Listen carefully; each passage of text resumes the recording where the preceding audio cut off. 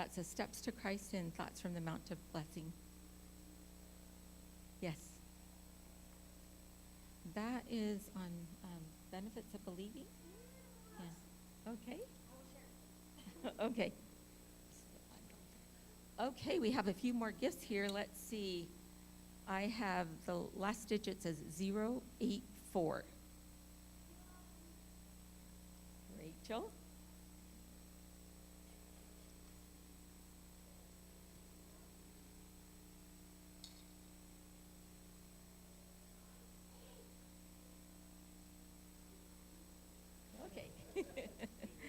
Okay, we have a few more gifts up here, and this one will go to the last digits ending as 088.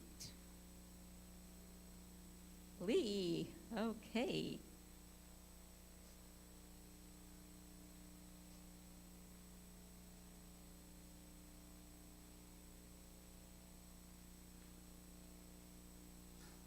That's a bundle there. If you get that, you take the candle with you too.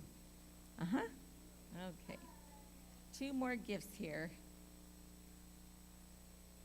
Last one, digits as 094.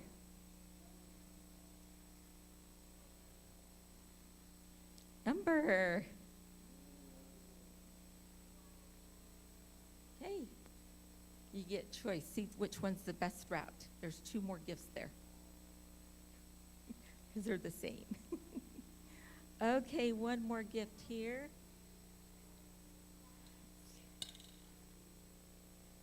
Okay, this is 098. 098. Oh, the Goslings are just making out back there. I think we should have a limit, 1 per family.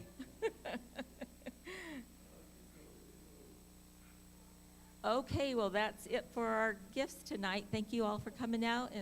And just a reminder that when this is all finished, we do have a very nice light meal for you downstairs so we could fellowship also, okay?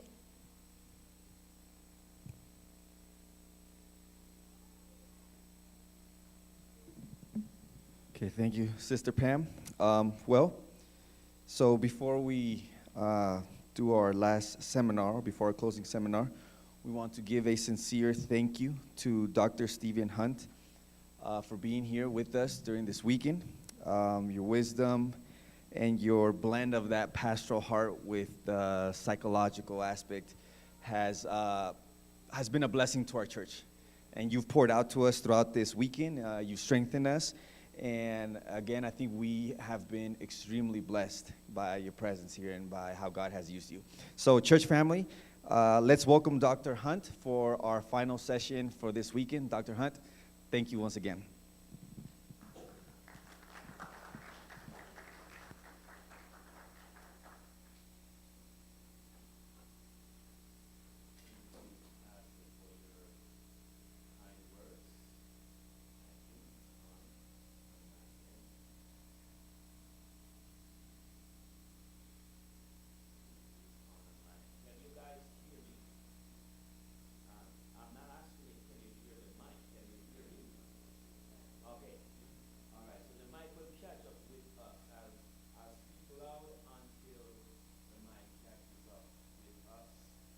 I can hear you tell me that you cannot hear me when I ask you if you can hear me. So I have a feeling that you did not just use my lips.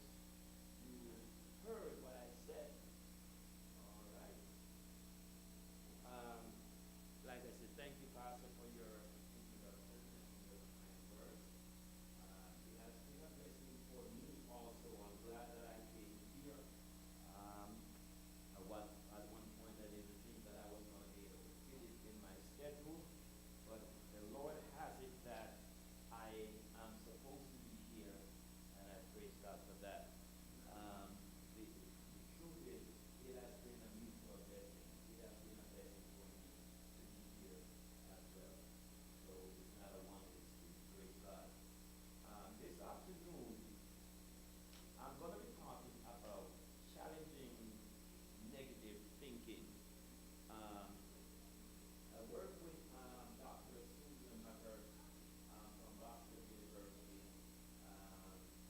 we have worked together with thinking skills for people in their workplace, and we also have done self-management. And challenging negative thinking is a part of the body of work. There are several different self-management series that we have done that really help people to take their lives to the next level. So we want to go with this one this afternoon.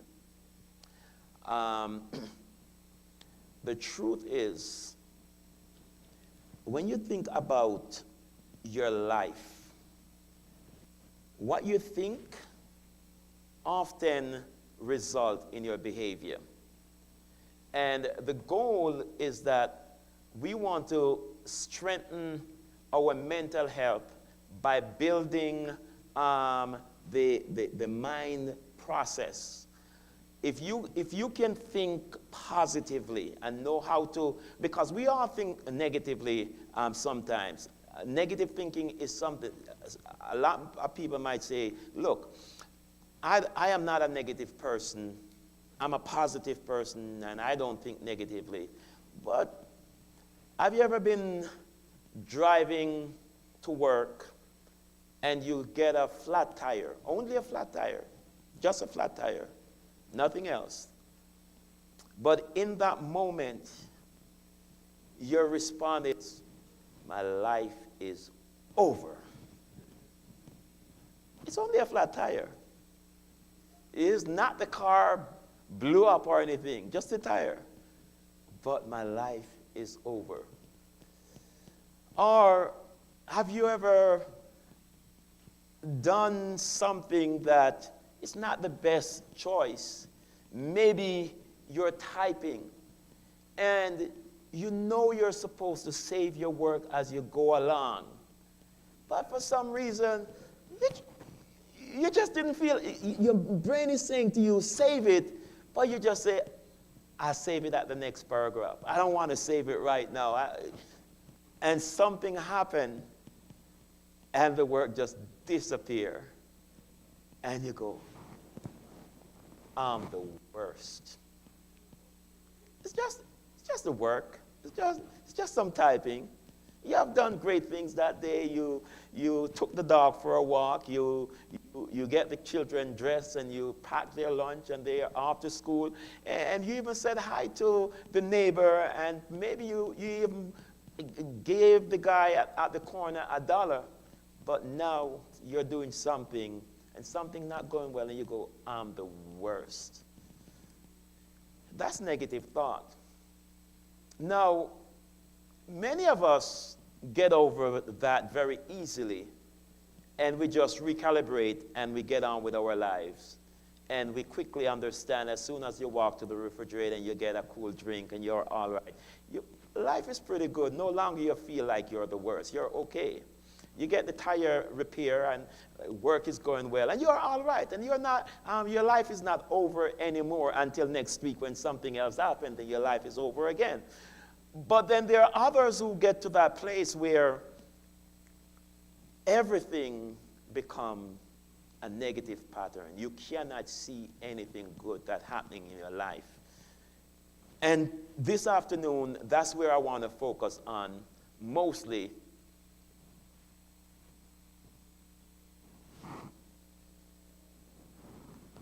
Okay.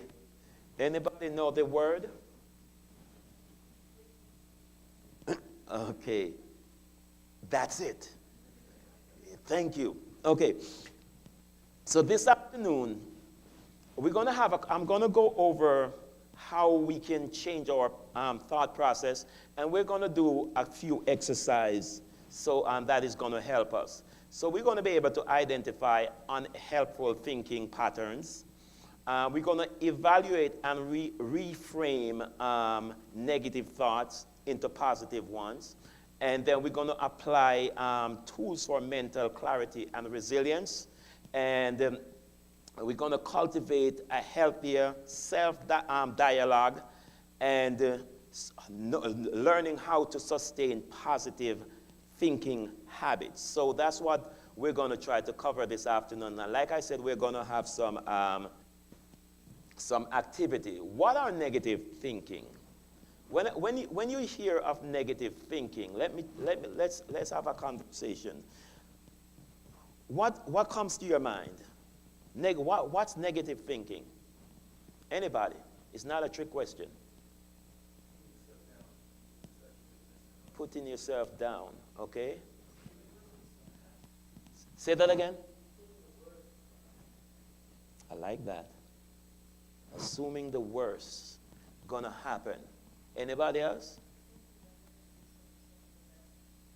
Thinking seeing the worst instead of seeing the best. All right, those are good responses. Negative thinking is a pattern of pessimistic and self-critical thought that focuses on the negative aspect of situation, self or others, often leading to feeling of anxiety, sadness, or self-doubt. So, by definition, that's what we're working with. The impact of negative thinking, it affects how you feel, how you act, how you interact with others. It limits motivation, confidence, and emotional stability. So not only negative thinking comes in your mind, but if you're thinking negatively, then it's going to get you to that place where you feel. So your thought affects the way you feel, and the way you feel affects your behavior, and pretty soon it's going to affect our lifestyle. So it is very important then, if it's going to impact my lifestyle, then it's important that I catch it at the thought. Because if I can fix the thinking, then I can fix the feeling. And if I can fix the feeling, then I can fix the response and the overall long-term effect. Norman Vincent said in his book, Power of Positive Thinking, change your thought and you will change your entire world. That's powerful, and it's true. A lot of times why people fail is because of what they're thinking. If you do not believe that you can succeed, then why try? But if you don't try, success won't happen. And if you don't succeed, you won't get the benefit that comes with success. But it all started in the mind. If you don't think that you can win the race, why sign up? Why run? If you don't think you are college material, why bother go to college? So the way you think is always going to dictate what happened next. So, what you think affects the way you feel, like I said. So, an example, for instance, the thought, I am not good enough. If you don't think you're good enough, then how do you feel as you go about your life? I am not good enough. I'm the person in the room who is not good enough. That's what I'm thinking about myself. If you think that you're not good enough, does it make you feel great? I'm not good enough, but I'm feeling so great right now. I like the way that I'm feeling. I just like my life, but I don't think I'm good enough. I'm feeling great. I'm feeling encouraged. No, you're feeling discouraged if you don't think you're good enough. And what behavior follow that? If you're at a position where you think that you are not good enough and you're feeling discouraged, oh, I just want to go to that party now. I want to go to the party because everything is, I don't feel good about myself, right? I don't feel like I belong there. So let's go there and let's go mingle. No, that's not how you feel. You're going to withdraw from others because I don't think I'm good enough. I feel discouraged and I'm going to withdraw. But how could we fix that? If we go the other way, now I think I can improve with effort, and nothing changed about your life at the moment. You wake up this morning and math is challenging for you, and you think, I'm never going to get it. Math is still challenging. But one person feel, I don't think that I can ever learn math. And the other feel like, I'm not good about the math. I'm not good with math. I need to get a tutor. The big difference, right? So I'm thinking I need help with math. You're thinking I'm never going to get it. So the person who's never going to get it is going to, okay, I don't feel like going to math class. The person who feels like I need help is going to take up the phone and call a tutor.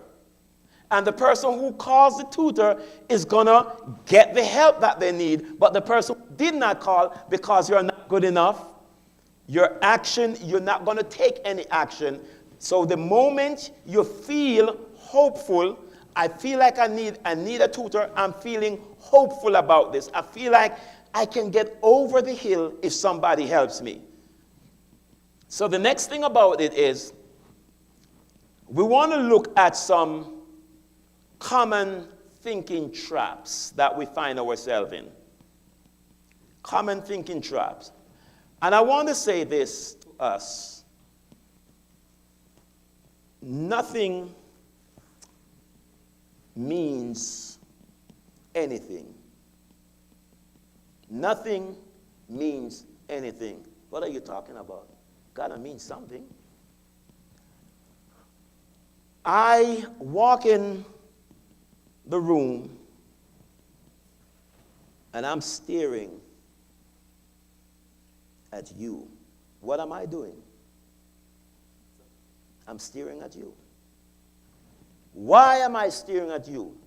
You can write any story you want about that.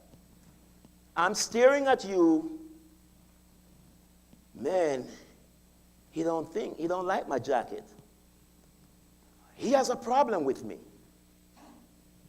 That's your story. You can write any story. And human beings are meaning-making machines. That's what we are. We make meaning out of everything. You walk in the room and everybody stopped talking. And instantly, you write a story about it, right? They were talking about me, and I walk in the room, and they stopped talking. Meaning-making machine. And depending on what story we write about another person's behavior, it determines how I'm going to react to that person. Watch this, how we make meanings. It's Friday evening, and I'm at work. And my boss is terrible. She's the worst person on the planet. And she's behind me, and she's come on, you got to do this, and you got to do that, and you got to do this. And she's pushing me. And instantly, I remember that I have tickets for a trip to Hawaii, and my plane leaves 6 a.m. Saturday morning. And I'm sitting at my desk, and this boss is just pushing me. And I'm thinking, okay, I'm going to be out of here. I'm not going to deal with this for 2 weeks. I'm fine. I'm going on a 2 weeks vacation, and I'm dealing with it. But watch this. The boss is still terrible. She's not nice. And I'm in the fire right now. But I'm dealing with it because I'm looking down the road and I'm seeing some umbrella-shaped thing covering my drink, and I'm on the beach and I'm relaxing. But I'm in the office. But now it's Sunday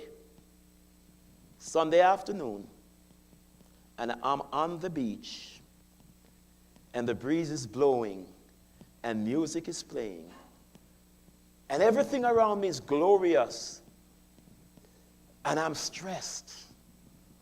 I'm really stressed out. Why am I stressed out? Because I'm going back to work Monday morning. I'm going back to work. So I can be in the fire, and based on what I know gonna happen, I have hope of getting out the fire, and I can tolerate the fire. It's not even burning me. But I can be in paradise, but I look down the road, and I'm seeing hell. And I cannot enjoy the great thing that's happening. And that's how we function as human beings. So whatever you're seeing in your mind's eye, whatever you're thinking, that's the lifestyle you're living. Life is great in the fire because you have hope. Life is terrible in paradise because you do not have hope. So let's manage our thinking. All or nothing is one negative thinking style that we have. If I fail once, I am a failure. I am never gonna win. It just happened one time. Or overgeneralization is another one. No one ever helped me. Have you ever come across that? No one ever be on my... I never get help around here. Never is a big word.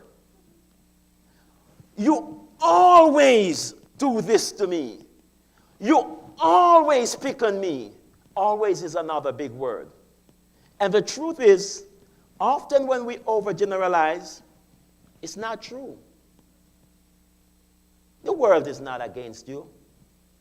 I don't care how terrible you are. There's one person in the world who just absolutely adore you. I don't know who it is, but there's somebody, and there's somebody who is willing to help you. Then we have the catastrophizing, the one that will ruin everything. This mistake will ruin everything. For instance, I talk about the personal typing, and okay, you forget to save, and it erase, and yeah, you might have to retype it, and you might a day late on the report or whatever, but you just jump to the place where you go, this mistake here, it ruins everything. No, it doesn't ruin everything. Everything is a lot of things, you know. Everything is not just the work on your desk. It's not all the things that's going on in your life. And then we have the mental filter. They criticized me once, so I am terrible. And what that looks like is you go to work,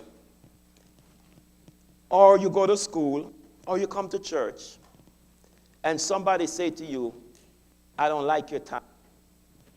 I don't like, where's your tie, man? You come to church without tie? He said, I come to church without tie, and he's saying, I'm not a good Christian. I'm never going back up there. She said that she doesn't like the color of my tie, and I'm never, ever going to date again because nobody loves me. That's the mental filtering. It's like something just happened one time, and we feel like it's going to change your entire life. Another thinking trap that we fall into, the emotional reasoning. And this is a conversation that you have with yourself. Based on how you're feeling right now, your reason, that's how you are. I am feeling worthless at this point. And the reason why I'm feeling worthless is because I didn't didn't do well on my last Spanish exam. And by the way, my last Spanish exam, I did not do well on it. I didn't. And that was the last one. And so as a result of that, I am feeling worthless, so I must be worthless. I had a struggle when I was younger. It's a serious struggle. Because I love to hear the piano plays. And one day, I just knew that one day I was going to be the guy who go, you know that sound that the piano makes? It was going to be me. And so I took piano lessons. I bought my new shoes and fancy shirt, and I'm going to piano lessons. I even told people that in 6 months, I'm going to be amazing. And I got there, and the teacher is teaching, and I couldn't understand the language that he's speaking, because there is English and there is piano. And the teacher was speaking piano, and I couldn't understand piano.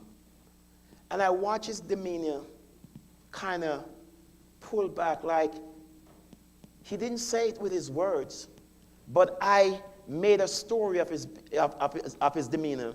And I said, I'm never, ever going to learn to play the piano. He doesn't like me. He thinks that I am a failure. And you know what happened? I became a failure because I still cannot play the piano. And the thing that made it worse, I went home and I had a little keyboard, and my brother, that guy, he came to my keyboard that was bought for me. For me, it was my keyboard. And he sat down and he go, ping, ping, And then I heard a song that I knew coming out of that keyboard. And he didn't went to music school. And my mom said, well, you might as well take the keyboard. And I was traumatized because I said to myself, I am a failure. I felt like a failure, and I become a failure in the keyboard. And I'm still fighting that. I don't think I'm ever going to learn it. Even my kids are playing the piano, and I'm not playing it. But it starts with that emotional, I felt like I was struggling with it. And so I reasoned from my emotion that I'm not getting it, that I'm never going to get it. And when you reason from your emotion, from the bad thing or the unpleasant thing that's happening, then you become that thing. So you want to make sure that we're fighting these negative thoughts. But there are more. Other pattern of negative thinking is the mind reader. Do we have any mind reader in the house? You just know what the person is thinking. And they're not thinking anything good about you. You walk and somebody is staring, Natalie staring at me, and I know she's saying that. I don't like his accent. I know that's because I can see the way. You see, you notice how she smiled? I know what that smile means. That's the mind reader there. You're listening, you're watching the person watching you, and you make your story about what's going on. And you have a whole book, and all she's doing is just looking at you. And then you have the should and the must. And this is a person who carry a load that nobody gives you to carry. You give yourself that load to carry. I must get it right all the time. I should know better than that. I have to do this. That's that person who go, you put, oh, I have to get 100 on every exam. And you're carrying that load and you're struggling with it. And nobody's helping you with it. So it goes into another negative thinking because nobody wants to help me. The world is so hard on me. Have you ever noticed that person who is doing everything in church and they complain that everybody wants me to do this? Ain't nobody asked you to sweep. But you come and you're sweeping because I have to sweep. Oh, I walk it. They all left the tithe envelope on the ground. I have to pick it up. They're not coming early to open the door, so I have to do it. I must do this. Nobody give the pastor water to drink, so I got to be the one. And you're tired and mad and unpleasant because of the load that you give yourself to carry. I should never feel anxious. And then, of course, the personalization. Everything is your fault. You know, and this is real. This is real. A lot of children take on some of this. And females tend to take this on more than males. It is my fault. It is my fault why this happened. It is my fault why this didn't happen. Things happen because they happen. They happen because the world is turning. And it is important that we try to replace these negative thinking with realistic and compassionate thought, especially about ourselves. So,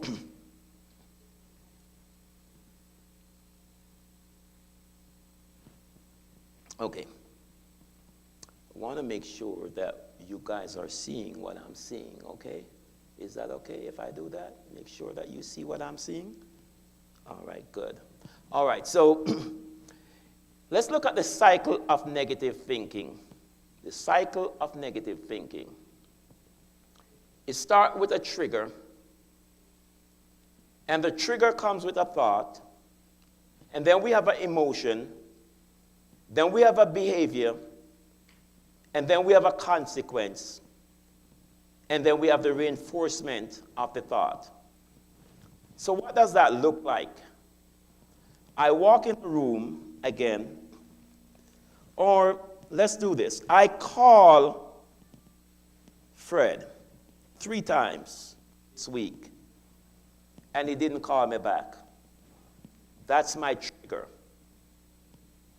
I've been calling you, and you're not calling me back. And instantly something popped in my mind. He's mad at me. And I didn't do anything. So he's mad at me. So I know that him being mad at me is not justifiable, but he's mad at me, and then I'm going to couple that with people always get mad at me for no reason. And so I'm thinking that you're mad at me and I didn't do anything to you. Now remember, the only thing happened so far is that I called you and you didn't pick up, you didn't answer, you didn't return my call. I don't know anything else, but you're mad at me, that's my thought. And as a result, there's an emotion. I'm mad too. I'm mad because you're mad at me. I'm angry. I'm over here. I'm fuming. And so, is your reason I was calling you what? I was calling you to talk about your birthday party that's coming up. And you didn't call me back. You're mad at me, so I'm mad at you now. So the emotion that I'm fuming is going to lead to a behavior. I'm not coming to your party. And I'm not getting you a gift either. Because I called you, you didn't answer, so you're mad at me, and it makes me mad, so I'm going to act it out now. I'm not coming to your party. And as a result of that, I take it a step further and like, you know what? You can do you. And then now you're calling me after the party to find out I missed you at the party, but I'm too mad to pick up the phone. I don't even want to talk to you anymore. So we stopped talking. And as that's the consequence, we're no longer friends anymore. And the only thing that happened that triggered all of this is that I called you and you didn't answer. And so we are not friends anymore. So I'm just going to reinforce, because I'm deep into this now. So when your thought gets you to a place to where you're deep into it, you can't go back now. So we're not friends anymore. I don't want to go to your party. So I'm walking on the street, I see you, and I'm thinking all kinds of things about you, and I'm never, ever going to speak to you again. Life blows up. It all started with a trigger point and a thought that enters my mind. But what if when you didn't call me, I go, oh, Fred must be busy making plans for his party. And then my emotion is going to be different because my thought is different. If Fred is busy making plans for his party, and that's the reason why he's not calling me, then guess what? When I see you, I see you. That's my emotion. I'm going to see you next week at the party anyway. We'll catch up then. So what I'm going to do, I'm going to make plans for the party, and I'm going to go out and look for your gift. And the consequence there, I'm going to go to the party, and we're going to have a good time, and we're still going to be friends, and the cycle go on over and over. So positive thinking will have a positive cycle, but negative thinking will have a negative cycle. So the power of negative thinking is destructive, and that's why we need to destroy that. So the question is, how do I challenge negative thinking? How do I do it? Is it possible? Or we just got to live with it? I can give you some strategies. We got to challenge the negative thought. As a thought pop into your mind, notice the thought and examine the evidence. What evidence do I have to say that Fred is mad at me, other than I'm just thinking it? Do I have any evidence? What evidence do I have that when Natalie is looking at me, she is thinking that my tie is not straight? By the way, is my tie straight? It's all right? Okay, good. Thank you. All right. It's crooked? Oh, my goodness. She been wanting to say that the entire time. That's what negative thinking does to you. So, I have to examine the evidence. And if I have no evidence for that she's thinking bad things about me, don't go down that path. So we can reframe our perspective. And if we reframe our perspective, this is where I am now replacing the thought, the original thought that tells me that something bad is happening. I am reframing that perspective, the way I'm seeing the world. And if I reframe that, then I replace it with evidence, our truth-based thinking. Okay, this is it. Fred is not calling me back. But Fred is a good man, based on what you all say. He's a good man. And he's not like Fred to not call me back. In fact, he has always called me back. So something is going on why he's not calling me back. Oh, remember that Fred had that old flip phone? That's what happened. And it doesn't pick up service where he lives. He's not sending me to the voicemail. The phone is just not phoning. That's what happened. So when we get together, we're going to have a joke about it, and we're going to laugh about it. And then I want us to learn how to practice self-compassion. You're not the worst because you make a mistake. You're really not the worst. It's just a mistake, and all kind of people make mistakes sometimes. And some of those mistakes shouldn't happen, but they happen, and we live with it. We roll with the punches. We get it right the next time. And even if we don't get it right the next time, we try again. Always give yourself another last chance. Ask what's another way to see this? How else can I see this? What would I tell a friend who feels the way that I'm feeling? Some of us are good at giving advice to others, but we cannot give the same advice to ourselves. Some folk are kind to everybody, but we are just mean to ourselves. And we're cold-hearted, cold-blooded to ourselves. And it's important to give ourselves grace and mercy. So, we're going to practice. We're going to practice.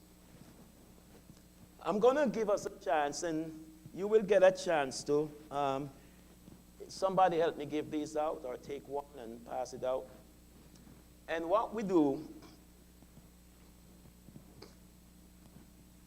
can I have one of those, please? Thank you.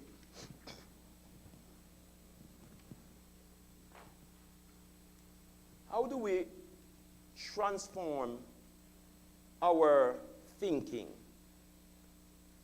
I like to use what is called a thought transformational journal.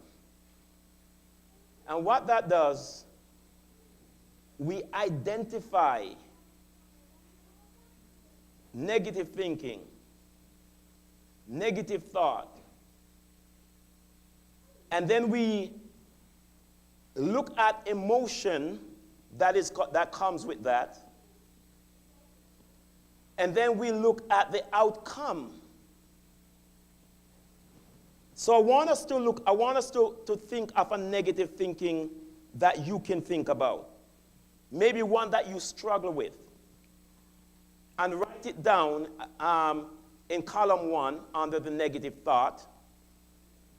And then your next step is going to be, what emotion triggers that? What emotion is triggered by that thinking? For instance, Fred is mad at me, so what? What emotion is going to, I'm feeling angry. And then the question now becomes, what could be the evidence there, or what evidence is not there?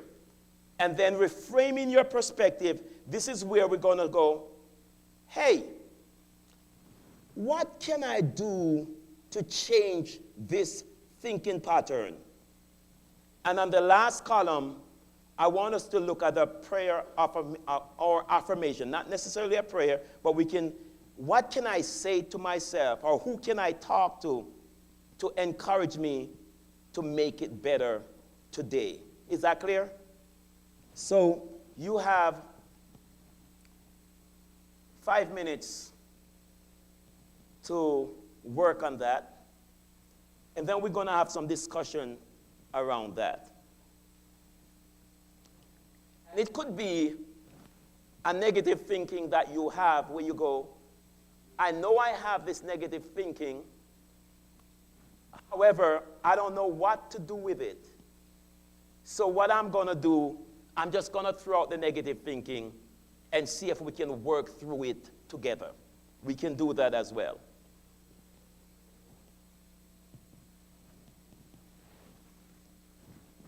Elder Fred, are you giving out all the papers that was here? Okay, but there are 3 different sets. Huh? Yes.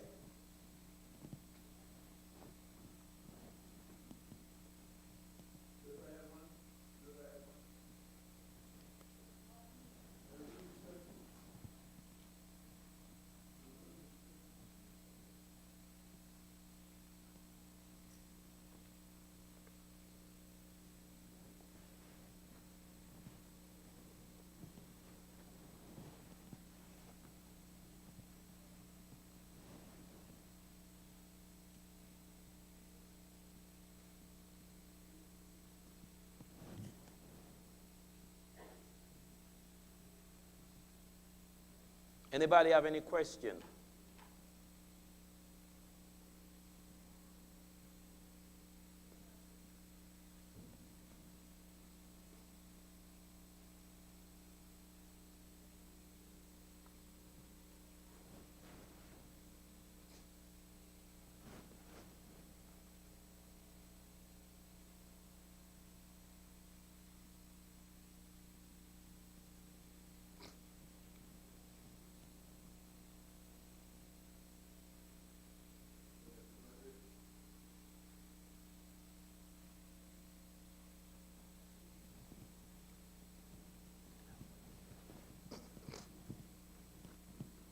Can I have a number 1 and a number 2 and 3?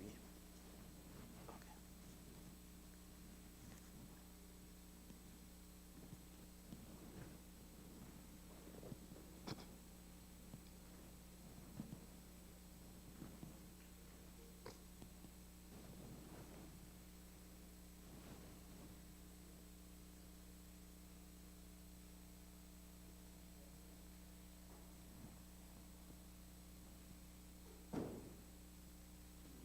Yeah, just one of each.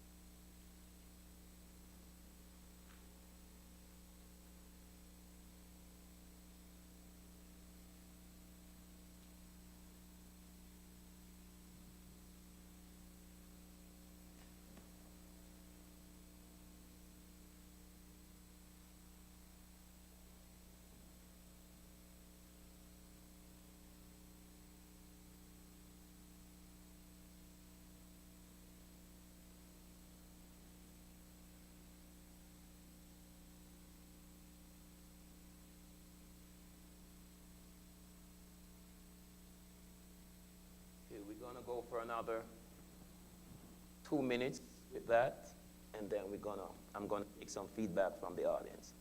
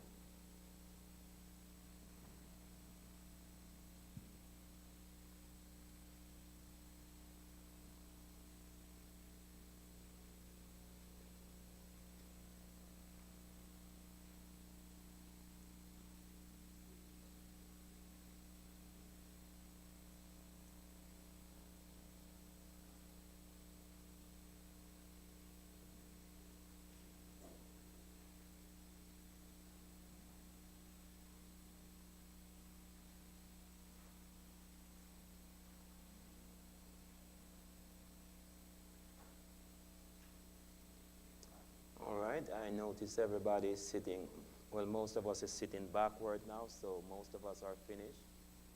I still see a couple pens writing, so I'm going to give 30 more seconds, and then we will have some discussion.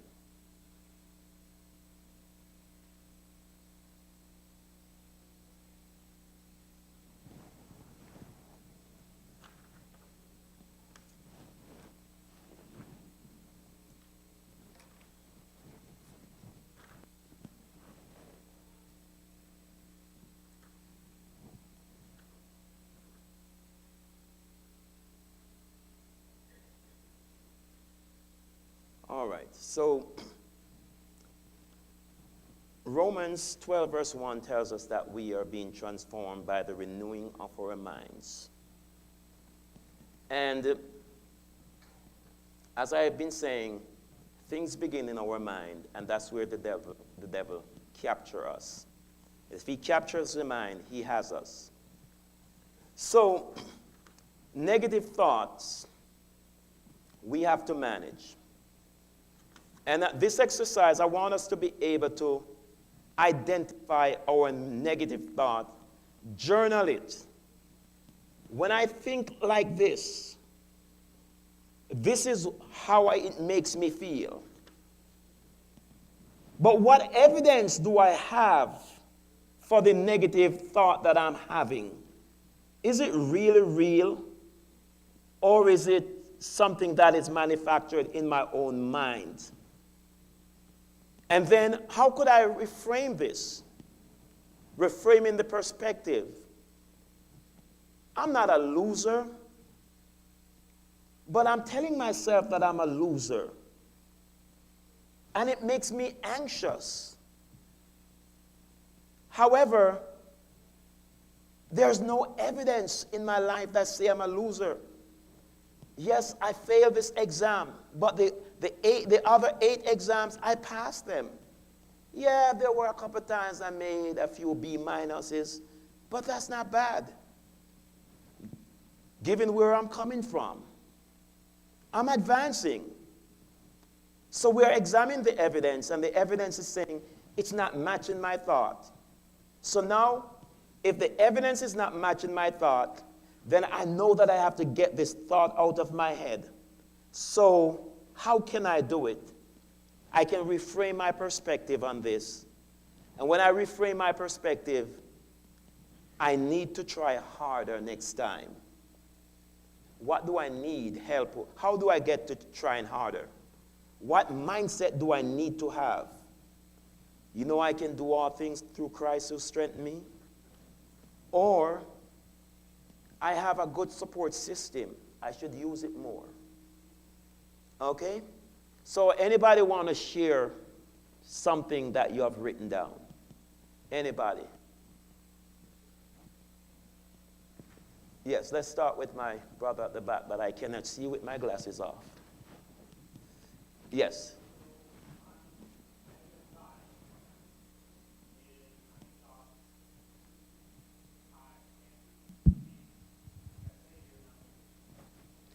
Can I interrupt you just for a second? Okay. My negative thought is, I am tired. I cannot do anything. Your negative thought is, I cannot do anything. Your feeling is, I am tired. It's true. Because I cannot do anything. So now you're tired. Work with it. Let's work with it. Yes, I love that. And that makes me feel disappointed. It makes me feel like a failure because I feel incapable. And my evidence for/against this thought is that in the past, when I sit on my butt, I tend to sit on my butt. And then that just perpetuates itself. And then my evidence against it is that if I had something to do that was exciting, I would have all the energy in the world. And so I know it's something that I'm creating. I love it. And then for reframing my perspective,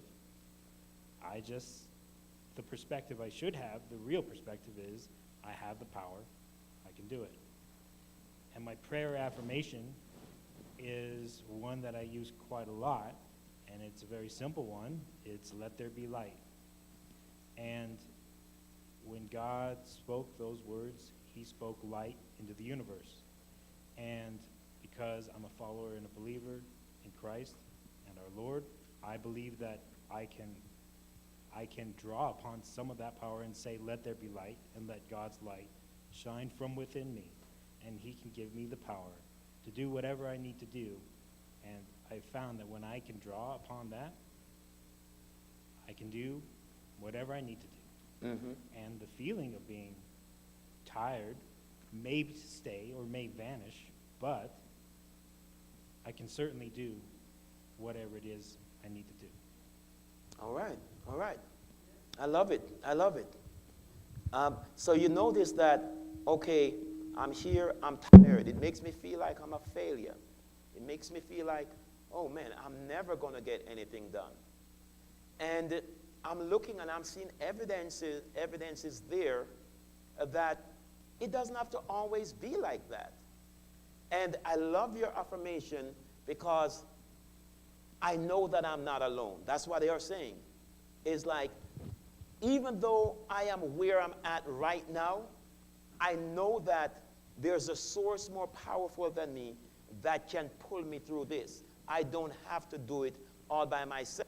And a lot of times, when people are feeling the way that they feel, it feel like it's a one man against the world. And when you realize that you're not the one man against the world, then it changes everything.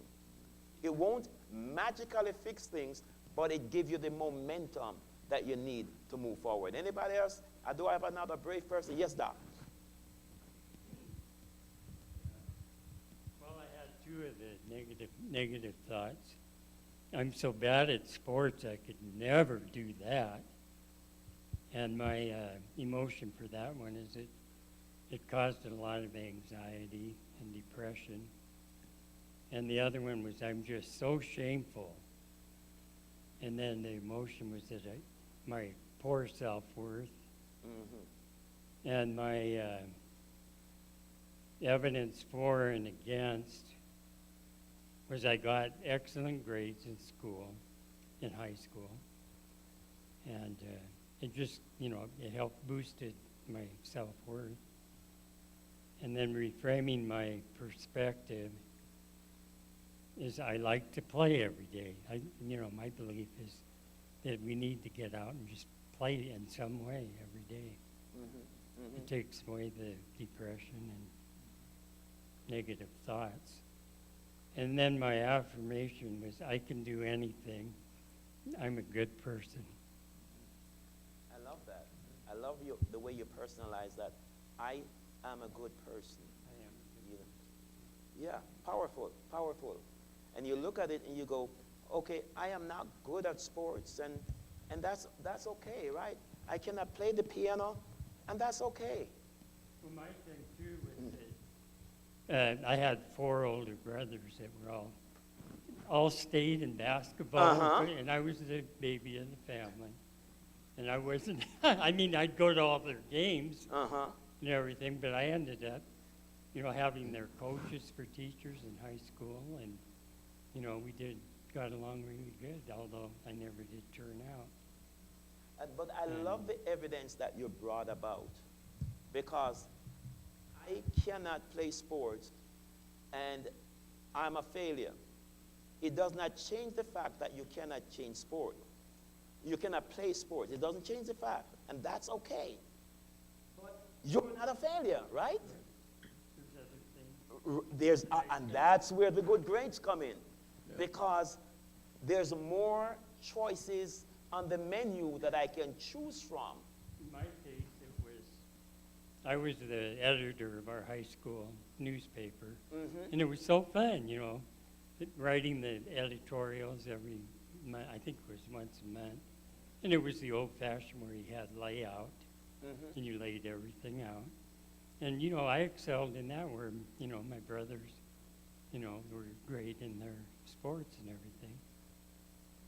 So that was good. I love that, because when you look at that, it's like you walk into a menu table, and the first thing you see is shellfish, and the next thing that your mind goes is, I am going to starve inside here. I am going to starve, because you see that shellfish there? I'm going to starve to death. And then you look and you go, what are the evidence to I'm going to starve to death? Well, there's also salmon, and there's also tofu, and there's also curry chicken. As you're looking at the evidence, the options are opening up. Amen. And you realize, oh my goodness, the only reason I feel like I'm going to starve to death is because my eyes is fixed on the one thing that I don't eat, and it makes me feel like there's nothing else here for me. But when I start to examine the evidence to my feeling, I go, no, I'm not going to starve.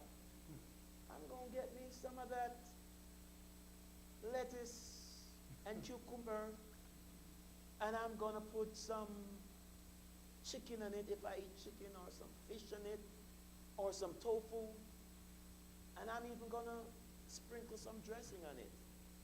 And just like that, the option open up, and you're happy again. You're not going to starve anymore. We can take one more and then we move on. Yes. Oh, cool.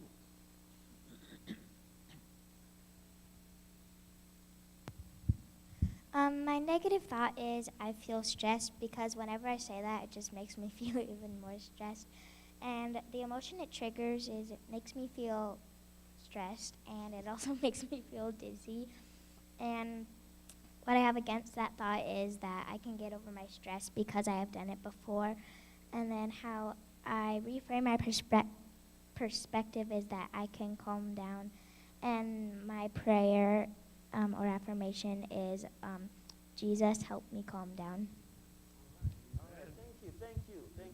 You just wake up and you just feel stressed. And oh man, I'm so stressed. My stress is stressing me out. That's a lot of stress, right? And honestly, it's for real. You know, I've gotten to that place where I'm so tired, and I'm thinking about that tired, and it just makes me tired. And as it makes me tired, I'm just tired.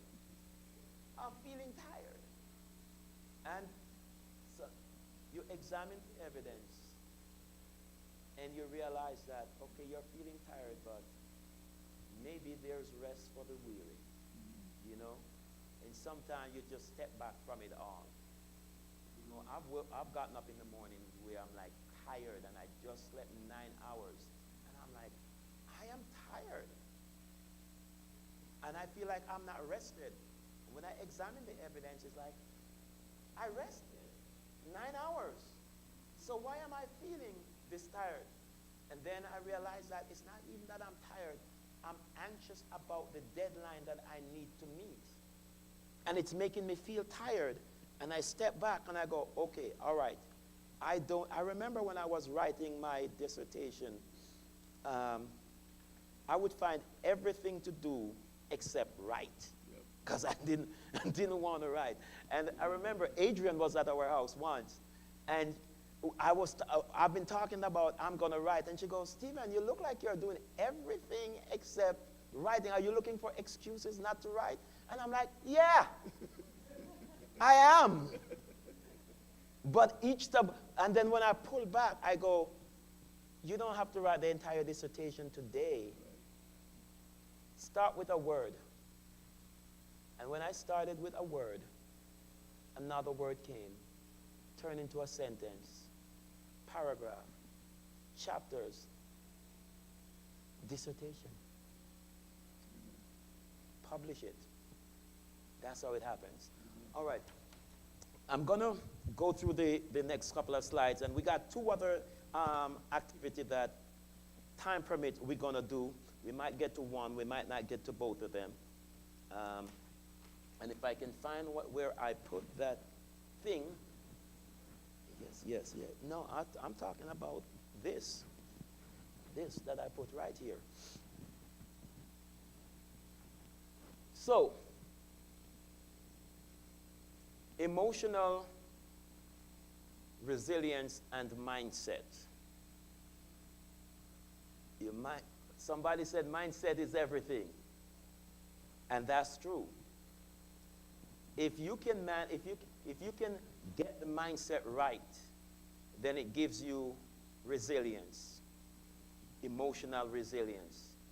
But if your mindset is that glass is on its way to empty, because it's at the half mark, it's on the way to empty, then that mindset is going to reduce your emotional resilience.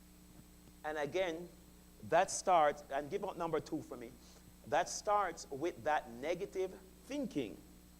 Now, there are some folk who can never see the glass half full. It's just you don't have that capability. And sometimes it's just your experience in life. Every time you hear this sound, something bad always happens. Every time they announce tornado, it was your roof that got blown off. So your life experience put you on a path where you're thinking negatively. And it seems so natural for you to think like the world is going to come tumbling down on you. And when you get to that place, the way that we fix that is that we stop and we do the examination. And this second exercise is going to help us to do just that. And I call this the mindset mirror. The mindset mirror helps us to reflect on our thoughts and know that these thoughts are shaping our emotions and it's going to shape our action. So because I want my emotion to be strong, healthy, and positive, I am going to reflect on what's going on in my mind, because if I don't do that, when I get to that negative emotion, it's going to turn into negative action. So now I am going to catch it at the thought and I'm going to fix it. So what we're going to do is, one, we're going to look at a negative thinking and how that negative feeling make you feel, thinking make you feel, and how would you usually respond? What would you respond? For instance, nobody appreciates me at work. Nobody appreciates me. You know what? I'm going to just not deal with them. I'm not eating lunch with them. That's how I feel now. I'm hurt by you guys not appreciating. I work so hard. I come to church. I open the church every time. I write sermons, and you come and you don't listen. Everybody doing their own thing. You don't appreciate anything, and that hurt me. So we're not friends. So I'll come and I'll preach, but I'm going to isolate myself from you all. That's how I'm going to respond. That's my response. But we can replace that with a truth, because the negative thought that I'm feeling is not necessarily the truth. And if we can replace that negative thought with a truth, then it's going to change everything. We got 3 minutes and 45 seconds for this one.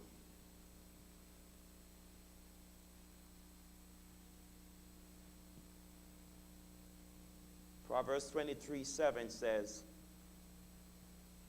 we are our mindset. As a man thinketh, so is he. If we think positive, then we're positive. If we think negative, we are negative.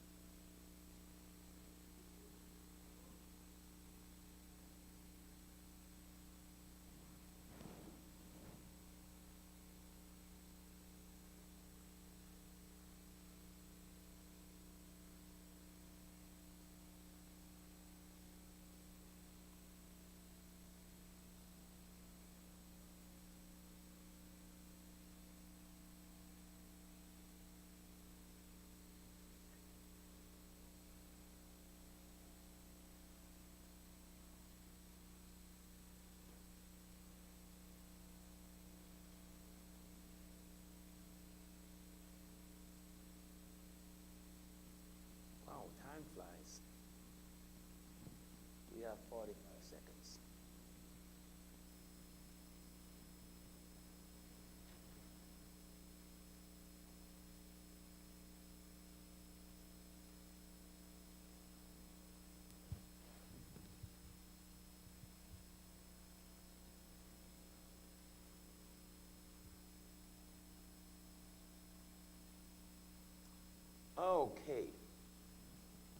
45 seconds moves so fast.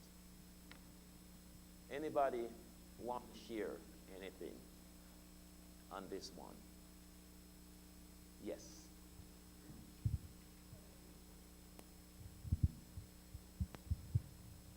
I'm a furloughed government employee, so when I think about that on my regular human perspective, I'm extremely anxious. What's going to be happening? How am I going to get through? What's going on?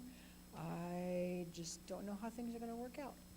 But I remember that God has always been faithful. Mm-hmm. He's never let me down.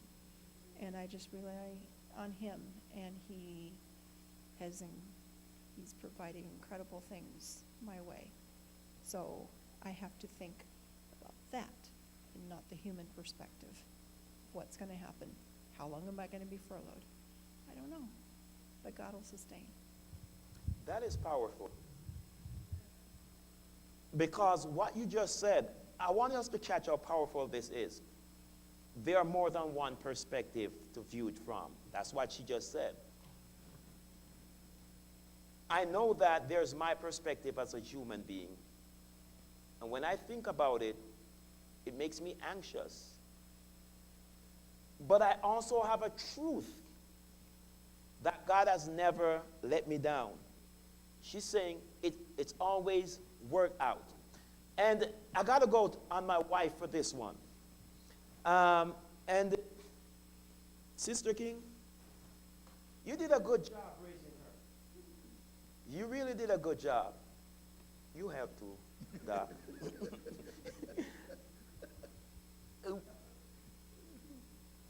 My wife said to me once, and we were new in our relationship, and something was going on. How am I supposed to remember what was going on? It was something.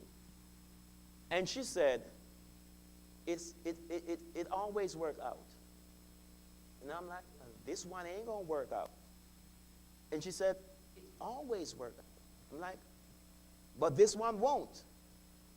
I'm bent on it's not going to, because I couldn't see how it was going to work out. But based on what she knows from her experience, there is never a time that it never worked out for her. And she was bent on that. And I think it did work out. Because we're okay. It didn't break us. You know, so when you come from that perspective that it's always going to work out, and you're understanding that one thing is one thing and one thing only. That's when we are having a bad experience, it feels like that is the only thing that is happening in the world. Nothing else is happening. I just got fired from my job. It feels like the only thing that's happening in the world is me getting fired. Nothing else is happening. So my life, my story, everything is built and hang on the fact that I just got fired. But if I step back and I go, well, I just got fired, but I still have my skills. I still have my credentials. And I still have a network of people.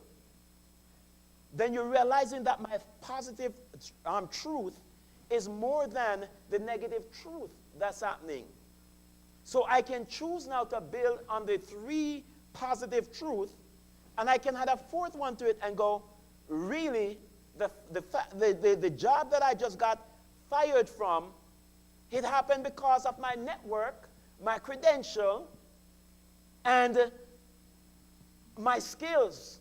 And I still have everything that I got that I had when I got this job, and I even have some added experience. So what tells me that my life is over when it wasn't over 25 years ago when I got this job? Life is still good. And I build my life on this, and I hang it on this rather than hang it on the one situation that is going bad in my life.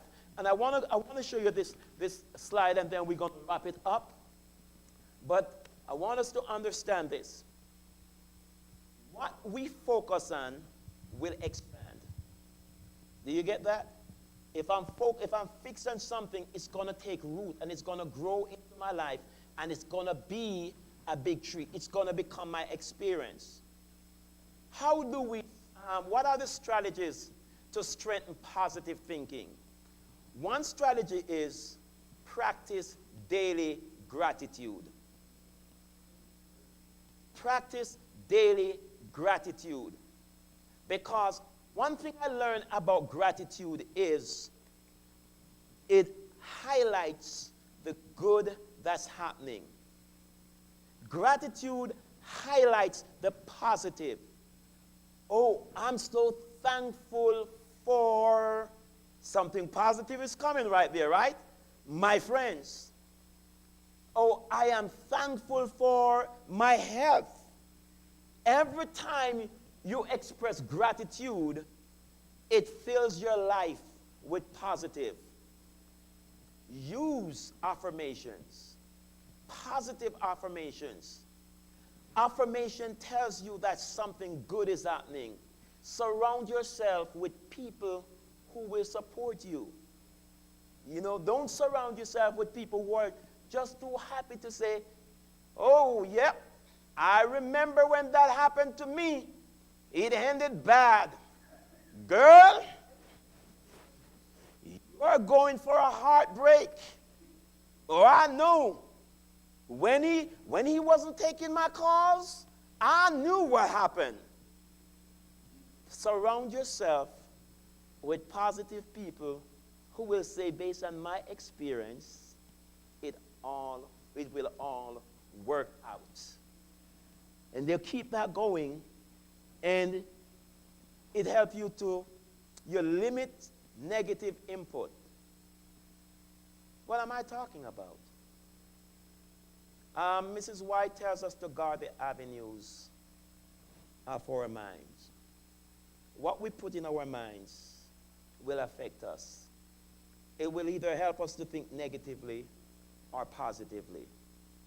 If you're listening to the news and it's stressing you out, turn it off. Don't entertain yourself with something that's stressing you out. Don't go looking for, I was counseling a lady once, Pastor, and you know what she said to me? She said, I went to my ex house, and I saw a car there, and I know who car it is. So he has a girlfriend now. And I'm like, so you got up, got in your car, drove in the opposite direction to see who is parked in your ex driveway? Are you trying to be mad? Are you trying to be unhappy? Did you get up this morning saying, I just need to get my feelings hurt?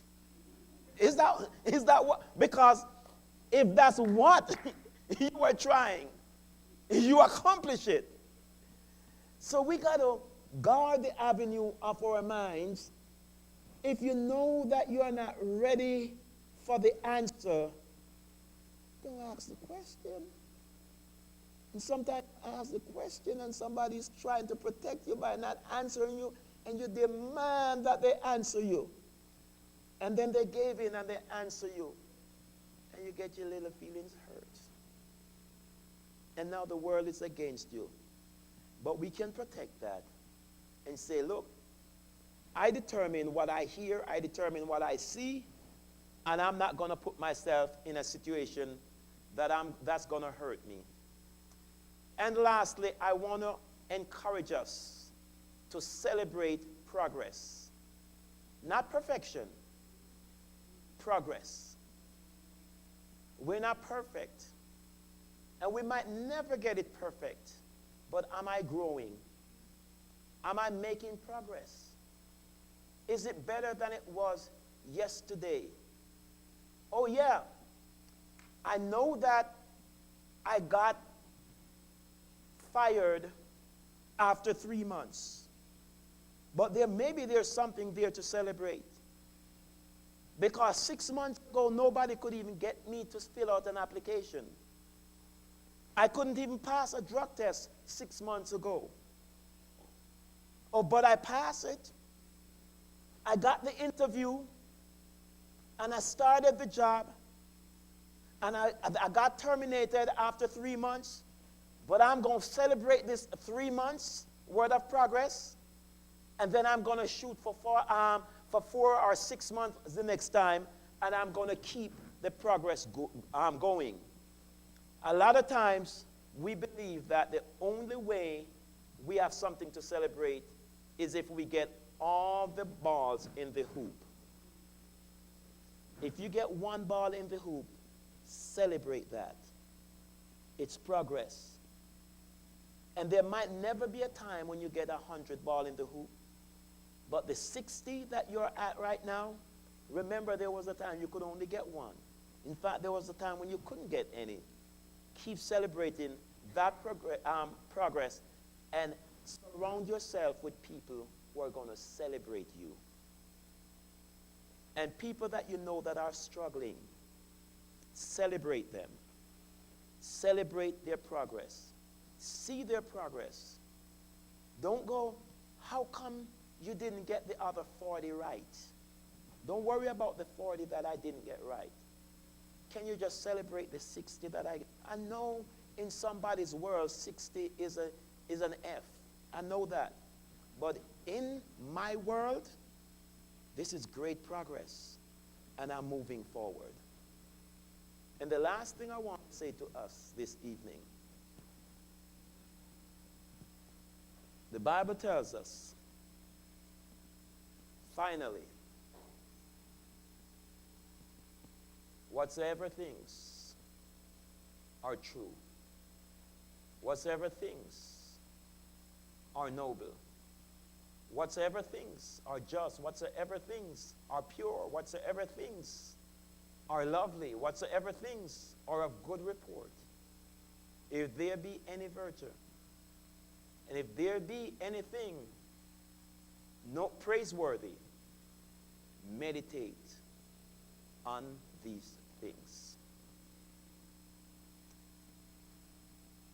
I trust that these presentations were beneficial to you.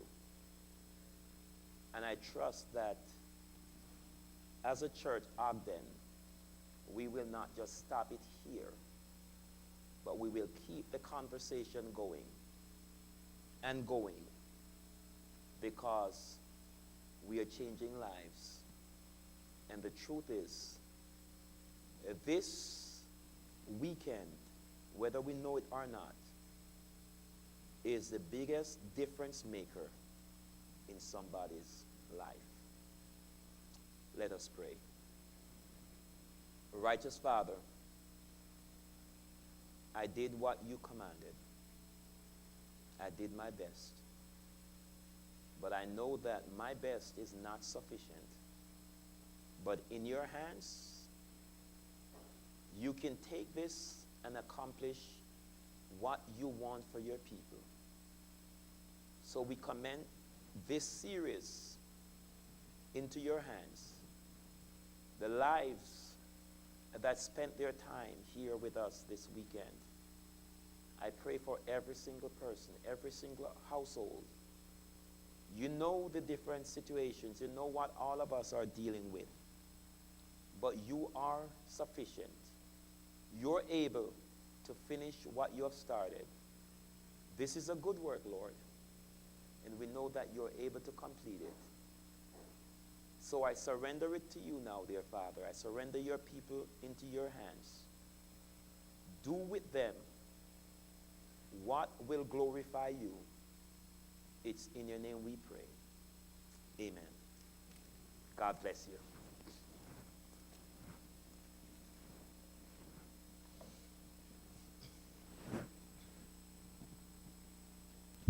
Okay, thank you, Dr. Stephen. Positive thinking. We didn't get 7 days, but we got 3 from you, right? And that's been a blessing. So, family, thank you so much. I don't want to say much more than that because I want us to go with what we've heard here tonight. We do have fellowship, though, downstairs for a little bit. So, It's barely 10 o'clock. No, I'm just playing. It's barely 6:30. So we got time to say hi, say, goodbye to Dr. Steven and thank him if you can. And again, thank you guys for coming out. We're dismissed to go down and fellowship. We have a little meal there for everybody, and we can share together. Thank you. Blessings.